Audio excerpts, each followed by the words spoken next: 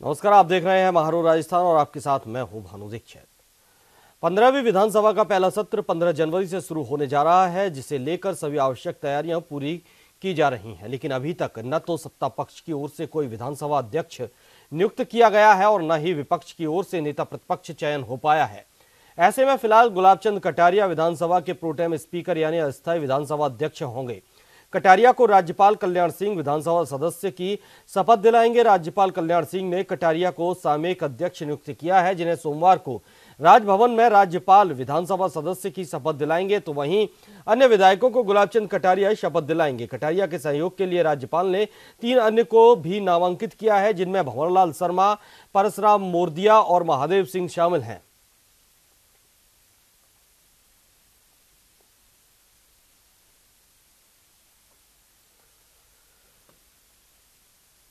राजस्थान में उद्योग को बढ़ाने के लिए गहलोत सरकार पूरी तरह से तैयार है। एक कार्यक्रम के दौरान उद्योग मंत्री प्रसादी लाल मीणा ने एक औद्योगिक नीति बनाने की बात कही। मीणा ने बताया कि औद्योगिक सलाहकार समिति का गठन किया जाएगा, जिसकी हर माह उद्योग भवन में बैठक ली जाएगी। समिति में उद्योग जगत से जुड़े लोग रहेंगे, जो प्रदेश में उद्योग बढ़ाने पर सलाह देंगे, जिस पर सरकार काम करेगी।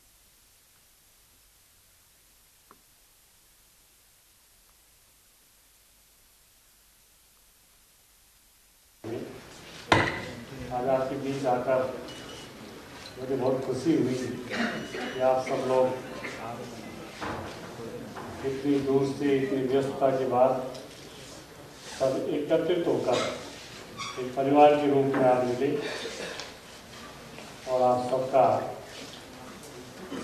परिवार का मुखिया होने के कारण मुख्यमंत्री जी की ओर से, हमारी सरकार की ओर से आप सबका बहुत बहुत नए साल में स्वागत, अभिनंदन कि आपने सबने बुलाकर इस नई साल में नई सरकार को आपने पूर्ण रूप से साथ होने का एक तरह से संगठित होकर यहाँ आए। राजस्थान आवासन मंडल में यूडीएच मंत्री शांति धारीवाल की अध्यक्षता में समीक्षा बैठक आयोजित की गई। बैठक में धारीवाल ने पिछली सरकार के कामकाज की समीक्षा करते हुए पावर पॉइंट प्रेजेंटेशन के जरिए मंडल के कामकाज का ब्यौरा लिया। 4-5 साल से है कोई योजना हाउसिंग बोर्ड नहीं बना पाया। उसके पीछे तत्कालीन सरकार की इच्छा शक्ति नहीं थी। इस वजह से लोगों का मनोबल गिरा हुआ था। हाउसिंग बोर्ड से जो रिलेटेड लोग हैं, तो अधिकारी हैं, कर्मचारी हैं, उनका भी मनोबल गिरा हुआ था। इस वजह से वो कुछ नहीं कर पाए। लेकिन हमने ये सोचा है और ये तय किया है कि हाउसिंग बोर्ड की एक्टिविटीज तेजी से चलनी चाहिए और जितना रिलीफ 2-2.5 लाख मकान पहले बना करके दिए हाउसिंग बोर्ड ने आज तक, निश्चित तौर पर और नई योजनाएं बननी चाहिए कि जो विवाद हैं उन विवादों के लिए भी हमने कहा है कि अगर वो विवाद समझौते के अनुसार कोई बैठ सकते हों तो उनको ज़्यादा से ज़्यादा बिठाया जाना चाहिए, समझौता किया जाना चाहिए। और अगर मान लीजिए समझौता नहीं हो सकता है तो उसमें केस ऑफिसर की जैसे नियुक्त करके कोई न कोई अधिकारी, हर केस का एक अधिकारी नियुक्त करके उनको जल्दी से जल्दी निपटाने का प्रयत्न किया जाना चाहिए। देखिए, किस्तों पे मकान देने वाली एक स्कीम है, ऑक्शन करना एक स्कीम है और आउटराइट सेल करना एक अलग स्कीम है। जिससे भी बिक सकते होंगे मकान, उसमें बेचने के लिए अधिकारी काम करेंगे। जिन्होंने अपने गैरेज तो किराए पे दे रखे हैं और 24 घंटे गाड़ी वहां पर खड़ी करते हैं, वो गैरेज जो किराए पे दे रखे हैं वो 15,000-20,000 रुपए का गैरेज का किराया खा रहे हैं और 4,000 रुपए में अपनी कार रख रखे हैं। तो कोई चीज ये भी देखना चाहिए कि आखिर आप क्या बिल्कुल ही फ्री रखना चाहते हैं कि उसको, तो कुल मिला के 4,000 रहेगा? नहीं, ये मैं नहीं कहता कि 4,000 रहेंगे, ये कमिश्नर साहब डिसाइड करेंगे। इंटरेस्ट कम करने के लिए भी हमने कहा है, इंटरेस्ट कम करने के लिए भी कहा है। अब ये अधिकारी आपस में विचार करेंगे ये कितना कम कर सकते हैं, वो एक अलग बात है। लेकिन हमारा प्रपोजल ये है कि 7% से लेकर के 12% तक का ब्याज होना चाहिए। आज ब्याज है 9% से लेकर के 14% तक का। अभी कर्मचारियों की कमी है, इसमें कोई दो राय नहीं, लेकिन जब काम तेजी से शुरू होगा तब जो है वो नियुक्ति की बात उठेगी। आज तो स्ट्रेंथ काफ़ी अच्छी है और जितना काम कर रहा है हाउसिंग बोर्ड उसके लिए काफ़ी सफिशिएंट है वो। राजस्थान में सरकार बदलने के साथ ही कॉलेज शिक्षा विभाग में तबादलों में हुई उथल पुथल पर उठे सवालों को लेकर उच्च शिक्षा मंत्री भंवर सिंह भाटी ने अपने बयान में कहा है कि ये सरकार की नियमित प्रक्रिया है। सरकार कोई भी हो उसमें नियमित रूप से तबादले होते हैं। दरअसल कॉलेज शिक्षा में 10 जनवरी को 23 अधिकारी प्राध्यापकों के तबादले हुए थे। इसके साथ ही 16 अधिकारियों को पद स्थापना की प्रतीक्षा में रखा गया है। 11 प्राध्यापकों को राजकीय महाविद्यालय जयपुर में लगाया गया है, जिसके बाद शिक्षक संगठन ने तबादलों का विरोध भी किया है।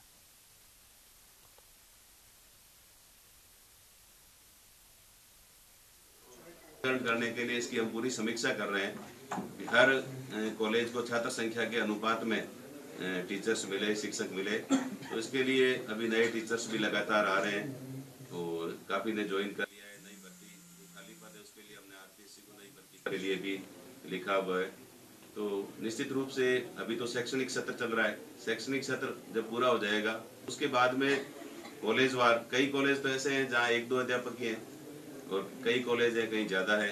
तो मैं समझता हूँ कि इसका मैं विभागीय समीक्षा करके और छात्रों की संख्या, छात्र छात्राओं की जो संख्या है उसके अनुपात में हम प्रयास करेंगे कि हमारा विभाग उसके अनुसार ही सभी कॉलेजों में और सभी बच्चों को अच्छी उच्च शिक्षा मिल सके, उसके लिए पर्याप्त मात्रा में पद भरे भी जाएं और जो हमारे पास उपलब्ध है उनका भी हम समानीकरण करके। राज्यपाल कल्याण सिंह ने युवाओं का आह्वान किया है वे सहनशीलता का परिचय देकर कार्य करें ताकि वे आगे बढ़ सकें। उन्होंने कहा कि साहसी बनकर कार्य करेंगे तो मंजिल अवश्य मिलेगी। राज्यपाल सिंह ने राष्ट्रीय युवा दिवस पर प्रदेश के सभी युवक और युवतियों को शुभकामनाएं दी हैं। स्वामी विवेकानंद जयंती पर राज्यपाल सिंह ने युवाओं से कहा है कि शिक्षा चरित्र निर्माण का माध्यम है। देश की समृद्धि, खुशहाली और विकास की डोर युवाओं के हाथ में है। युवा शक्ति विकास का आधार स्तंभ है। युवाओं को मिलजुल कर देश की प्रगति में भागीदार बनना होगा।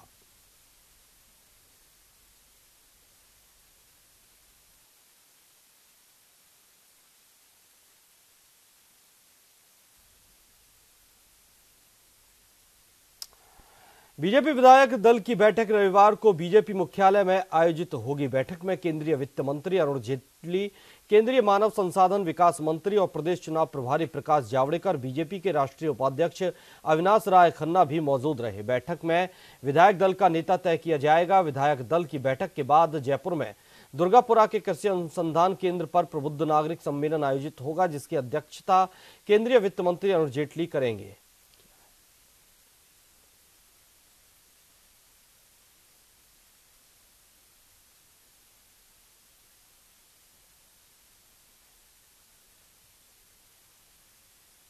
राज्य सरकार मुख्यमंत्री अशोक गहलोत की महत्वाकांक्षी योजना हरित राजस्थान को जल्द शुरू करने की तैयारी कर रही है। उसी के तहत पौधारोपण को एक जन आंदोलन बनाने के लिए कल्पतरु संस्थान के कार्यकर्ता भी प्रदेश भर में जुट गए हैं।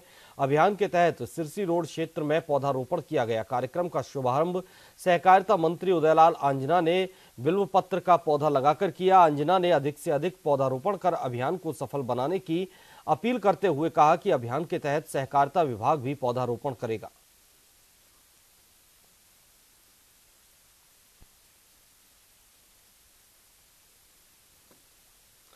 जयपुर की प्रागपुरा थाना पुलिस को बड़ी सफलता हाथ लगी है। पुलिस अधीक्षक हरिंद्र कुमार ने जानकारी देते हुए बताया कि हरियाणा और राजस्थान में सक्रिय रावत गैंग के 2 शातिर लुटेरों को प्रागपुरा थाना पुलिस ने गिरफ्तार करने में सफलता प्राप्त की है। अतिरिक्त पुलिस अधीक्षक कोटपुतली डॉक्टर अनुकृति उज्जैनिया ने बताया कि वृत्ताधिकारी कोटपुतली सावरमल नागौर के सुपरविजन में थानाधिकारी प्रागपुरा के नेतृत्व में एक टीम गठित की गई। पुलिस टीम ने अंतर्राज्यीय रावत गैंग के 2 शातिर बदमाशों को गिरफ्तार कर उनकी निशानदेही से लूटी हुई कार भी जब्त की है।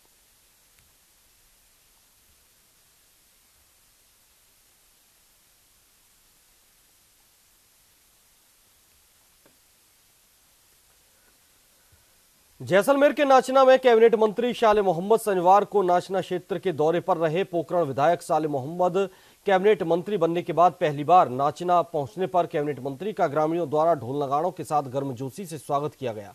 कैबिनेट मंत्री ने नाचना के अटल सेवा केंद्र में बैठक हॉल का उद्घाटन किया। इसके बाद उन्होंने नाचना पंचायत घर के बैठक हॉल में ग्रामीणों के अभाव अभियोग सुने। ग्रामीणों द्वारा कैबिनेट मंत्री को कई प्रकार की समस्याओं से अवगत कराया गया।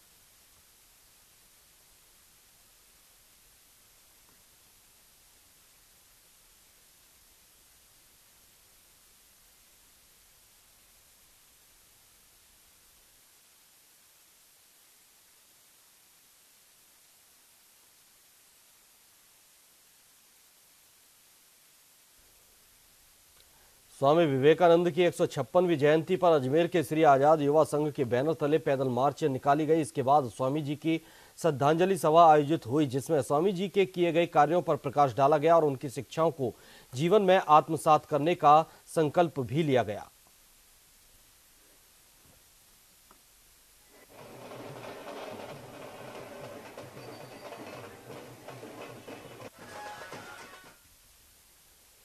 जयपुर में नारायण सिंह सर्किल के एक होटल में एम्प्लॉयज एसोसिएशन ऑफ राजस्थान का 54वां स्थापना दिवस मनाया गया। कार्यक्रम के विशिष्ट अतिथि उद्योग मंत्री प्रसादी लाल मीणा रहे। इस दौरान best employer of the year 2018 के पुरस्कार वितरण किए गए। कार्यक्रम में एसोसिएशन के अध्यक्ष NK Jain, chief adviser PM Bhardwaj समेत KL जैन भी मौजूद रहे।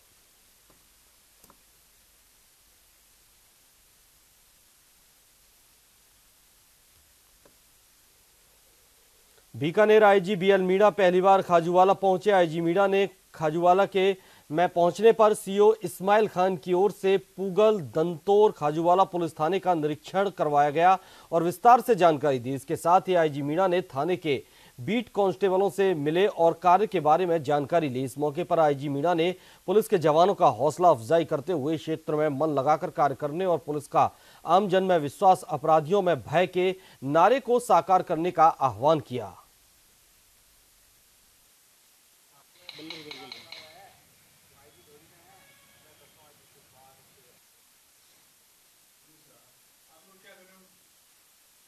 जैसलमेर के नाचना में कैबिनेट मंत्री साले मोहम्मद ने पहुंचकर पंचायत घर में लोगों की जन सुनवाई की। मंत्री बनने के बाद पहली बार नाचना पहुंचने पर लोगों ने मंत्री का भव्य स्वागत किया। इसके बाद मंत्री ने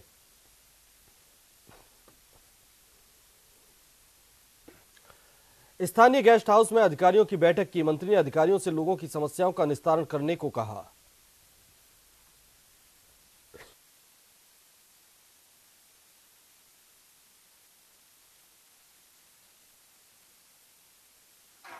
लेकिन गुरुवार पे भी सुनाई होती है। तो हमारा कहने का मकसद है कि हम लोगों को कितना जल्दी सेवाएं दे सकते हैं और लोगों की तकलीफ जल्दी दूर करें, उसके लिए व्यवस्था करें। निकाली थी उस संबंध में और रैली निकाल के भी आपने की थी। अब आपकी सरकार बन गई है, उस पर जो उपनिवेशन का जो घोटाला हुआ था उसमें क्या एक्शन लेगी आपकी सरकार? देखो, मैंने जो रैली निकाली थी, शायद आप भूल रहे हो, 2 महीने से यहाँ पर पानी नहीं आ रहा था। तो उस पानी के लिए हमने मीटिंग की थी और 2 महीने से 28 तारीख को मेरे को याद है, हमारे धरने के बाद में 28 तारीख को 2 महीने बाद पानी आया था। जो आप लोग बात कर रहे हैं यहाँ पर कॉमन सभी जगह बात आ रही है कि नहरी क्षेत्र के जो भी लोग हैं वो लोग शिकायत कर रहे हैं, जिसकी शिकायत ऑलरेडी SCB में चल रही है।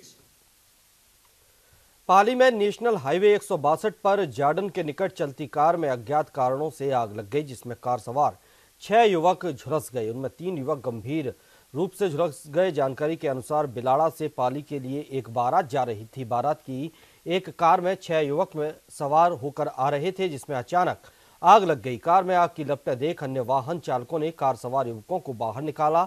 आग में झुलसे लोगों को अस्पताल पहुंचाया गया, जहां उनका इलाज किया जा रहा है।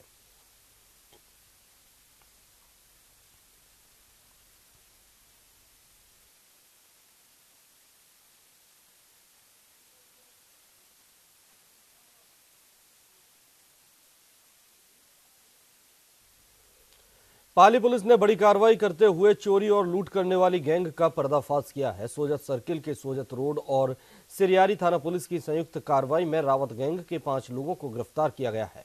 SP आनंद शर्मा ने बताया कि रावत गैंग पिछले लंबे समय से पाली, अजमेर, जोधपुर और उदयपुर क्षेत्र में रात के समय चोरी और लूट की वारदातों को अंजाम देते थे। पकड़े गए आरोपियों ने पूछताछ में इस बार 30 वारदातें करना कबूल किया है।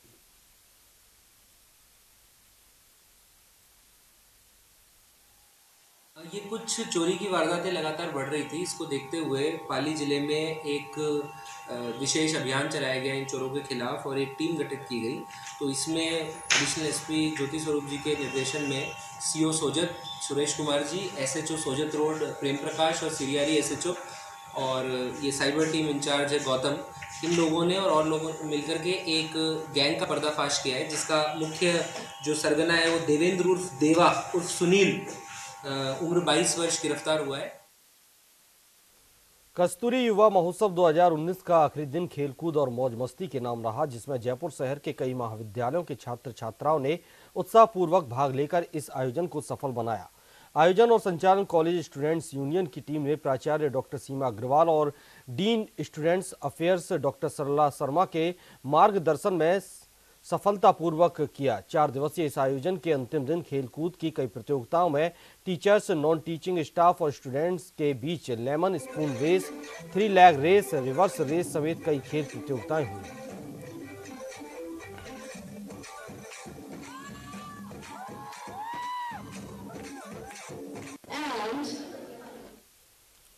झुंझुनू जिले के बिसाऊ कस्बे के पुलिस ने मोहम्मद समीर हत्या के मामले का खुलासा कर दिया है। मृतक ने प्रेम प्रसंग में असफल होने के चलते आत्महत्या की थी। थानाधिकारी हृदयाल सिंह ने मामले का खुलासा करते हुए बताया कि गांव कोलिडा के मोहम्मद समीर खान की हत्या की आशंका जताते हुए परिजनों ने गौरव मिश्रा का नाम देकर हत्या की रिपोर्ट दर्ज करवाई थी, जिस पर एसपी गौरव यादव ने प्रकरण को गंभीरता से लेते हुए एक टीम गठित की थी, जिसमें साइबर क्राइम विशेषज्ञों और एफएसएल सहित एमओबी शाखा इंचार्ज का सहयोग लिया था, जिसमें खुलासा करते हुए बताया कि तहकीकात करने पर प्रेम प्रसंग में असफल होने के चलते आत्महत्या करने की बात सामने आई है।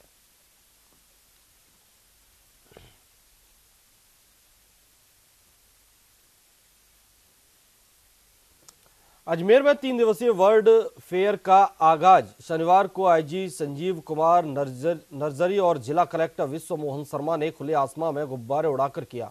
इस दौरान पक्षियों को बचाने का संदेश भी दिया गया। कलेक्टर शर्मा ने इस दौरान कहा कि बर्ड फेयर का आयोजन शहर के लिए गौरव की बात है। आपको बता दें कि बर्ड फेयर में पक्षियों की जानकारी से संबंधित प्रतियोगिताएं, फोटोग्राफी प्रतियोगिताएं, विशेषज्ञों की चर्चा, सेमिनार सहित कई कार्यक्रम होंगे, जिसमें शहर के कई स्कूलों के बच्चे और अन्य शहरवासी भी हिस्सा लेंगे।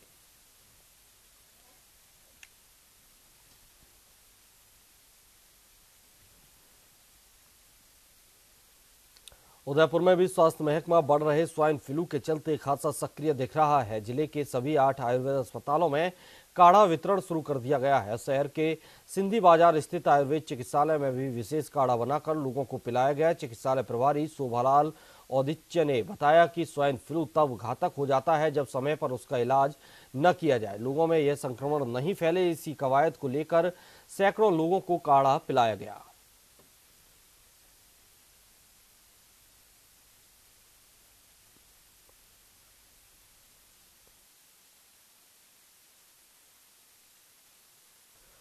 भीलवाड़ा में पुलिस की ढीली गश्त व्यवस्था के कारण चोरों के हौसले बुलंद हो रहे हैं। आए दिन होने वाली चोरियों से आमजन में आक्रोश व्याप्त है। चोरों ने सुभाष नगर छोटी पुलिया के एक सूने मकान को निशाना बनाते हुए लाखों रुपए का सामान चुरा लिया। सुभाष नगर थाना पुलिस ने मामला दर्ज करके अज्ञात चोरों की तलाश शुरू कर दी है।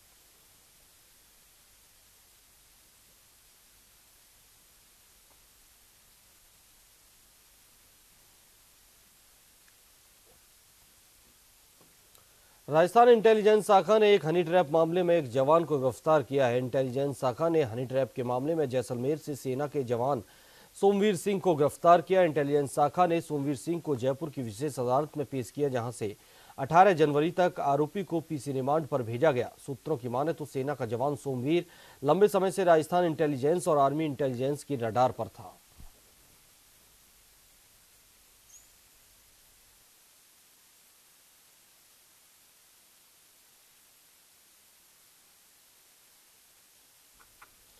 भीलवाड़ा के बागौर में बीच बाजार सरपंच पति के साथ हुई मारपीट के विरोध में लोगों ने बाजार बंद कर दिए। बाजार में हुई मारपीट के कारण काफी लोग एकत्रित हो गए और वहां अफरा तफरी मच गई। पुलिस ने मौके पर पहुंचकर लोगों से समझाइश कर उनको वहां से हटाया।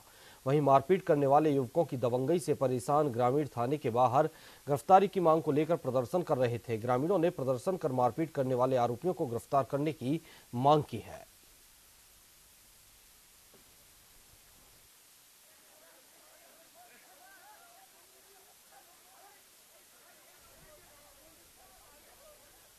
झुंझुनू में राष्ट्रीय लोक दल अदालत का आयोजन हुआ। सेशन न्यायाधीश ने दीप प्रज्वलित करके राष्ट्रीय लोक अदालत शिविर का उद्घाटन किया। इस अवसर पर सेशन न्यायाधीश अतुल कुमार ने संबोधित करते हुए बताया कि पूरे जिले में लगभग 3649 मामले राष्ट्रीय लोक अदालत में रखे गए हैं। वहीं उन्होंने कहा कि राष्ट्रीय लोक अदालत का मुख्य उद्देश्य ये है कि आमजन को कानून की लंबी प्रक्रिया में न उलझकर ऐसे मामलों को दोनों पक्षकारों को समझाइश कर राजीनामा करवाने जैसी कार्रवाई कर मामले का निस्तारण कर उन्हें राहत पहुंचाई जा सके। वहीं LLB की छात्राएं भी शिविर में निरीक्षण के लिए आई, जिनको जिला विधिक सेवा प्राधिकरण की सचिव मधु हिसारिया ने शिविर के बारे में जानकारी दी।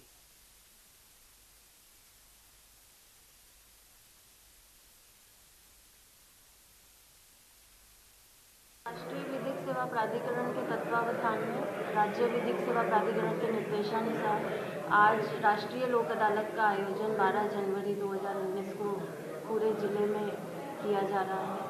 झुंझुनू डिस्ट्रिक्ट में प्री लिटिगेशन और पेंडिंग केसेस की कुल 21 बेंचों का गठन किया गया है, जिनमें प्री लिटिगेशन में 2980 केसेस रखे गए हैं और पेंडिंग केसेस 3876 रखे गए हैं। और पक्षकारों से अपेक्षा है कि लोक अदालत की भावना से ज़्यादा उपस्थित आकर अपने केसेस का जालौर जिला मुख्यालय पर माननीय राष्ट्रीय विधिक सेवा प्राधिकरण नई दिल्ली और माननीय राजस्थान राज्य विधिक सेवा प्राधिकरण जयपुर के निर्देशानुसार जिले की समस्त न्यायालयों में राष्ट्रीय लोक अदालत का आयोजन किया गया। लोक अदालत में न्यायालयों में लंबित कई प्रकार के प्रवाद के मामलों में राजीनामा योग्य प्रकरणों का निस्तारण राजीनामा से किया जा रहा है। जिला विधिक सेवा प्राधिकरण जालौर के सचिव नरेंद्र सिंह ने भी कई प्रकार के राजीनामा प्रकरण को निपटाया।